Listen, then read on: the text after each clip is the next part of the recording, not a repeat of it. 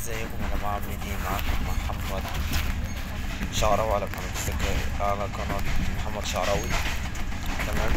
فضلكم مفعلش جرس، تفعل الجرس واشتراك وشير وليك وسبسكرايب عشان يوصلكم كل جديد.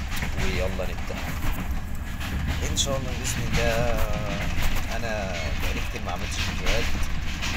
قررت النهارده ان انا اتكلم على حاجة جديدة يمكن تنال اعجاب ناس كتير، الشباب والبنات بحد سواء، وهي ان هيمر عليك ظروف كتير في حياتك، هتتغير حياتك للناس اللي بتشكي من الألم والحزن والخوف والتعب.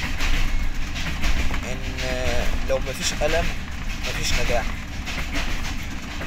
لو مفيش تعب مفيش قدرة على استحقاق النجاح. الألم من سمات النجاح، انك لازم تتألم، ودي عن تجربة. والألم بينشط الإدراك عندك عشان ينشط الحواس عندك عشان ما تعملش الغلط اللي انت كنت